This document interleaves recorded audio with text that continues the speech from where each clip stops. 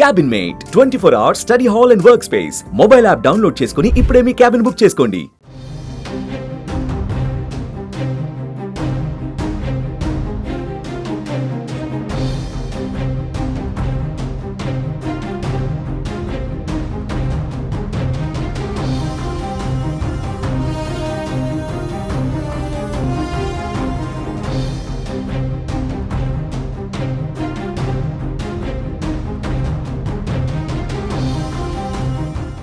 జమ్మూ కాశ్మీర్ లో పర్యాటకులపై ఉగ్రవాదుల దాడిని కేంద్ర ప్రభుత్వం సీరియస్ గా తీసుకుంది. ఈ నరమేధానికి పాల్పడిన ముష్కరులను శిక్షించడంతో పాటు వారిని ఉసిగొల్పుతున్న శక్తులను బాధ్యులుగా నిలబెడతామంటూ పాకిస్తాన్ ను గట్టిగా హెచ్చరించింది మోదీ సర్కార్.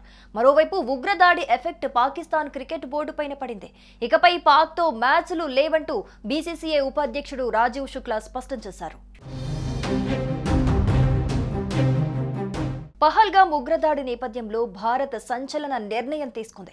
ప్రధాని నరేంద్ర మోడీ నివాసంలో అత్యవసర సమావేశం నిర్వహించారు. ఉగ్రదాడిని తీవ్రంగా పరిగణించిన కేంద్ర ప్రభుత్వం ఈ భేటీలో పలు సంచలన నిర్ణయాలు తీసుకుంది. ఇకపై పాక్ పౌరులను భారత్లోకి అడుగుపెట్టనివ్వబోమని ప్రకటించింది.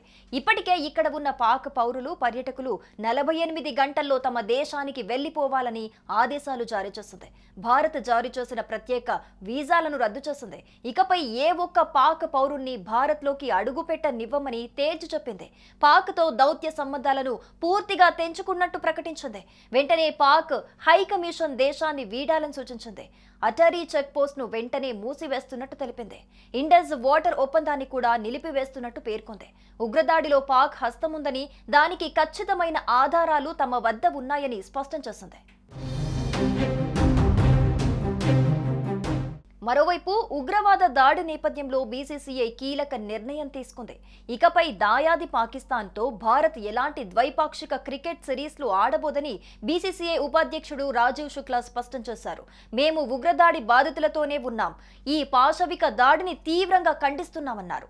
ఇకపై భవిష్యత్తులో పాక్తో ద్వైపాక్షిక సిరీస్లలో ఆడమని చెప్పారు. కానీ ఐసీసీ ఈవెంట్ విషయానికొస్తే దాని నిబంధనల కారణంగా ఆడాల్సి ఉంటుందని వివరించారు. ప్రస్తుతం ఏమి జరుగుతుందో ఐసీసీకి కూడా తెలుసని ఆయన అన్నారు.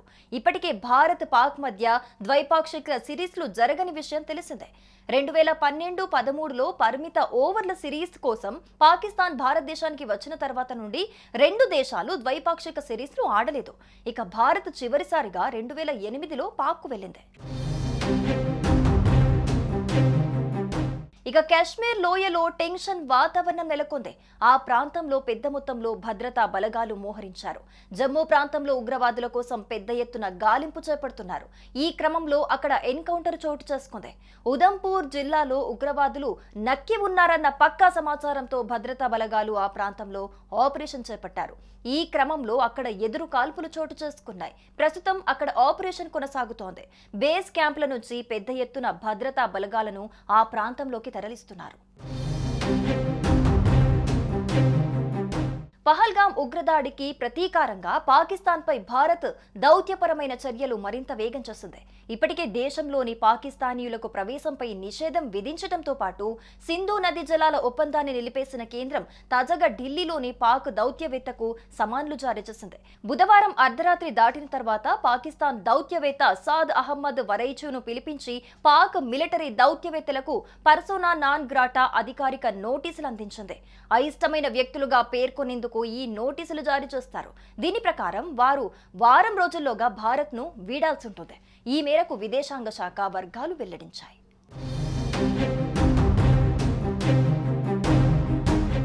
సుమన్ టీవీలో మీ పర్సనల్ అండ్ బిజినెస్ ప్రమోషన్స్ కోసం కింది నెంబర్కి కాంటాక్ట్ చేయండి.